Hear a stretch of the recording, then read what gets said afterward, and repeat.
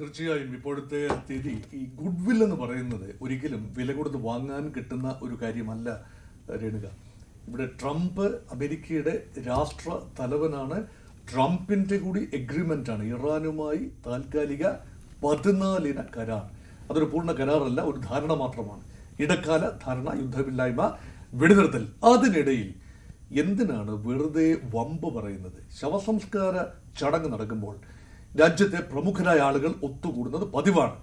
ഇറാന്റെ പരമോന്നത നേതാവ്, മുൻ നേതാവ് റൂഹുള്ള ഖൊമൈനി 1989 മരിച്ചപ്പോൾ ഖബറടക്കത്തിന് സമയത്താണ് ലോകത്ത് ഏറ്റവും അധികം ആളുകൾ ഒരു ശവസംസ്കാര ചടങ്ങിൽ ഒരുമിച്ച് കൂടിയത്.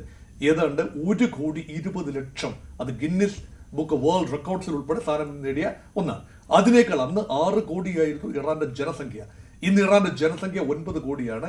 ഒരു 1.5 കോടിക്കും 2 കോടിക്കും ഇടയിൽ ജനങ്ങളെ ശവസംസ്കാര ശുശ്രൂഷയുടെ ഖോമിൽ വെച്ചും ടെഹ്റാനിൽ വെച്ചും അതിനുശേഷം മഷാദിൽ, ഈ അന്തിമ വിശ്രമ സ്ഥലമായ മഷാദിൽ വെച്ചും ഒക്കെ നടക്കുന്ന സംസ്കാരം. അതിനു മുൻപ് തന്നെ ഇറാഖിലേക്ക് ഭൗതിക ശരീരം കൊണ്ടുപോകേണ്ടതുണ്ട്.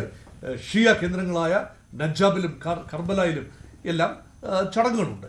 അവിടെ എല്ലാം ഒത്തുകൂടുന്ന ലക്ഷക്കണക്കിന് ആളുകളുണ്ട്. അവർക്ക് നേരെ വെടിയുതിർക്കുമെന്നാണോ ട്രംപ് ഉദ്ദേശിക്കുന്നത്?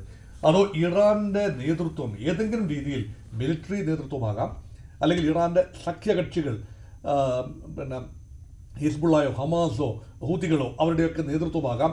അവരൊക്കെ തന്നെ പല ഇടങ്ങളിലായി വെച്ച് നടക്കുന്ന ശവസംസ്കാര ചടങ്ങിൽ പങ്കെടുക്കുന്നുണ്ട്. അവരെല്ലാം ഒറ്റയടിക്ക് വക വരുത്താൻ തനിക്ക് കഴിയുമെന്ന് പറഞ്ഞാൽ കഴിയാത്തതൊന്നുമല്ല. പക്ഷേ ഇതിനൊക്കെ ഒരു ഔചിത്യ ബോധം വേണ്ടേ? അമേരിക്കയ്ക്ക് ശക്തിയുണ്ട്. ശക്തി ഉള്ളത് കൊണ്ട് മാത്രം മറ്റൊരു രാജ്യത്ത് കടന്നു കയറി ഇങ്ങനെ ഒരു സംസ്കാര ശുശ്രൂഷ വേളയിൽ ഈ നാശനഷ്ടങ്ങൾ ഉണ്ടാക്കും എന്ന് പറയുന്നത് ഒരു തരം വമ്പ് പറച്ചിലാണ്, വങ്കത്വമാണ്. ആത്യന്തികമായി പറഞ്ഞാൽ ഒരു ആത്മവിശ്വാസ കുറവാണ്.